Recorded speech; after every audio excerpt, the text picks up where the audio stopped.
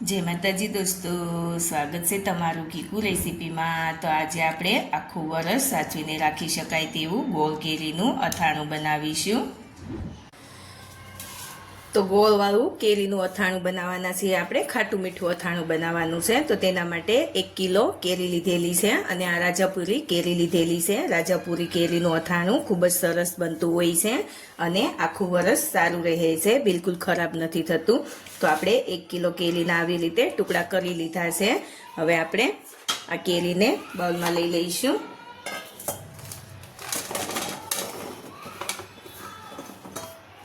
હવે આપણે 1 ચમચી જેટલી હળદર લઈશું અને 1 ચમચી જેટલું મીઠું લઈશું। આપણે કેરીને મિક્સ કરી લેવાની છે આવી રીતે। હળદર અને મીઠું બધી કેરીમાં લાગી જવું જોઈએ એવી રીતે હલાવી લઈશું।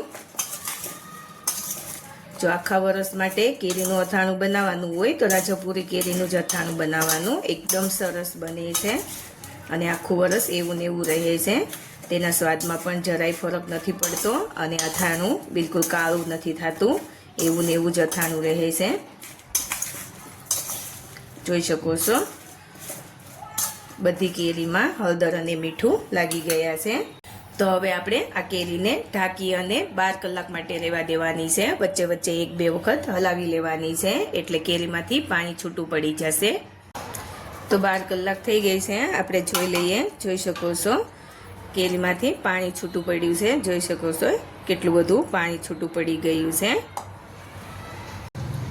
આવી રીતે હળદર અને મીઠામાં પલાળી રાખવાથી કેરીમાં જે ખાટું પાણી હોય તે નીકળી જાય છે, જોઈ શકો છો। તો હવે આપણે આ પાણીને નિતારી લઈશું।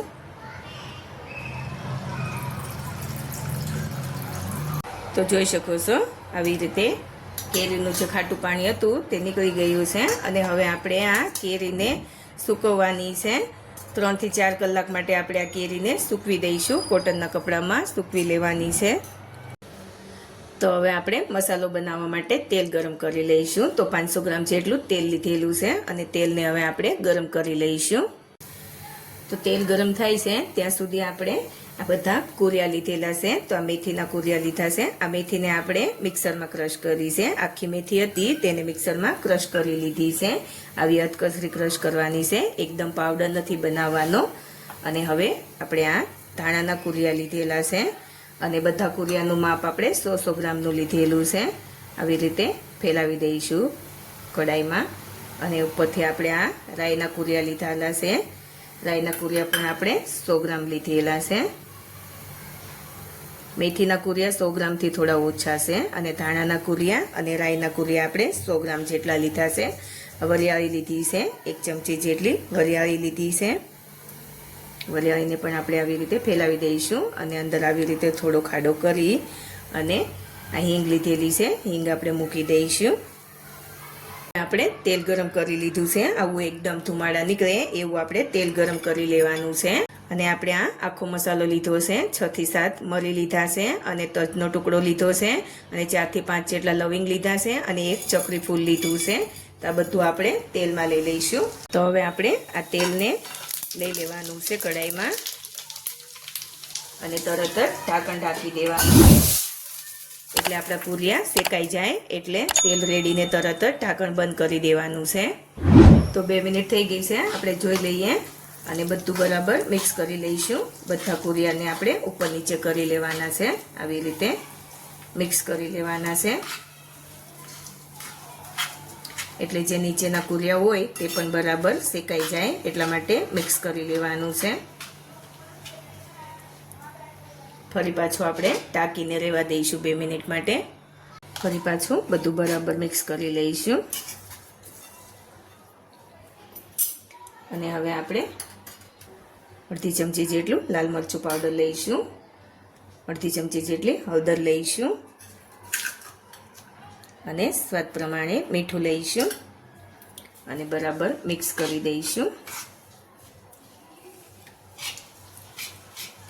હળદર આપણે જે કેરીને આથવા માટે મૂકી છે તેમાં પણ હળદર ને મીઠું લીધેલું છે એટલે હળદર અને મીઠું થોડું ધ્યાનથી લેવાનું હજી આપણને મરચું પાવડર થોડું ઓછું લાગે છે. જેટલું તમને તીખું જોઈએ એટલું લાલ મરચું લેવાનું. બરાબર મિક્સ કરી દઈશું.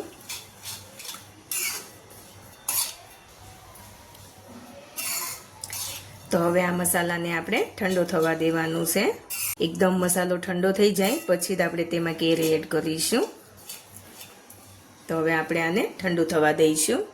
તો મસાલો પણ આપણો એકદમ ઠંડો થઈ ગયો છે અને એકદમ સરસ એવો લાલ કલર આવી ગયો છે. તો હવે આપણે આ મસાલામાં ગોળ લેવાનું છે. આપણે આ દેશી ગોળ લીધેલો છે. દેશી ગોળને આપણે સમારી લીધો છે. જો તમારે ખાટું અથાણું બનાવવું હોય તો ગોળ નહીં લેવાનો. આપણે ગોળ કેરીવાળું અથાણું બનાવી રહ્યા છીએ. હવે આપણે બધું બરાબર મિક્સ કરી લેવાનું છે. અને આપણે 300 ગ્રામ જેટલો ગોળ લીધેલો છે. 1 કિલો કેરી છે તો 300 ગ્રામ ગોળ લીધેલો છે. આવી રીતે બરાબર મિક્સ કરી લઈશું.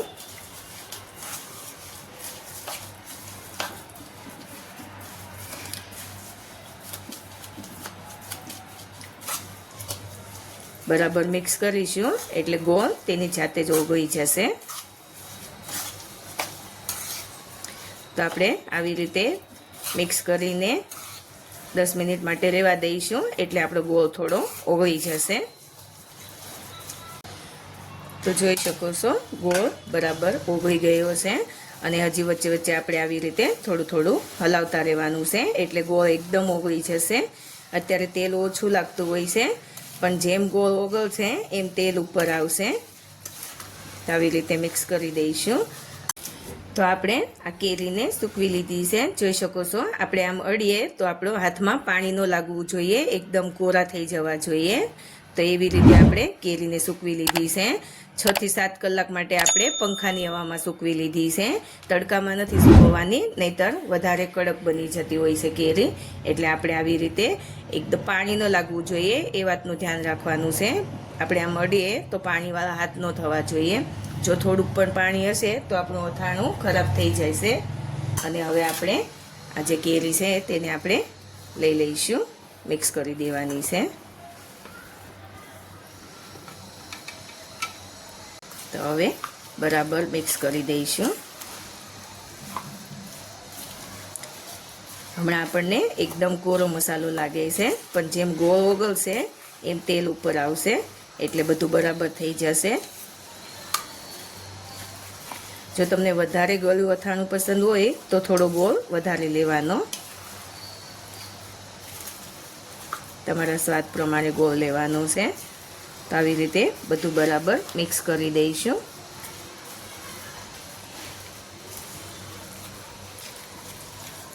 તો આપણે બધું બરાબર મિક્સ કરી દીધું છે. હવે આપણે આને ઢાંકીને આ વાસણમાં 2 દિવસ માટે રહેવા દેવાનું છે. એટલે આપણે વચ્ચે વચ્ચે હલાવતા રહેવાનું એટલે ગોળ બરાબર ઓગળી જાય. એટલે 2 દિવસ આપણે આવી રીતે આ વાસણમાં રહેવા દઈશું ઢાંકીને અને વચ્ચે વચ્ચે હલાવીશું એટલે ગોળ બરાબર મિક્સ થઈ જશે અને તેલ પણ ઉપર આવી જશે. અને પછી આપણે કાચની બોટલમાં ભરી દેવાનું છે. તો 1 દિવસ થયો છે તો જોઈ લઈએ આપણે. જોઈ શકો છો કેટલું સરસ એવું ઉપર તેલ આવી ગયું છે. પહેલાં આપણને અથાણું એકદમ કોરું લાગતું હતું પણ ગોળ ઓગળો એટલે તેલ ઉપર આવી ગયું છે.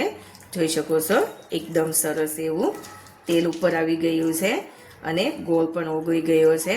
પણ હજુ આપણે 1 દિવસ આ વાસણમાં જ રાખવાનું છે અથાણાને અને પછી બરણીમાં ભરવાનું છે. એટલે આપણે આવી રીતે હલાવતા ફાવે એટલા માટે 1 દિવસ વાસણમાં જ રહેવા દેવાનું છે અને બીજા દિવસે બરણીમાં ભરવાનું છે.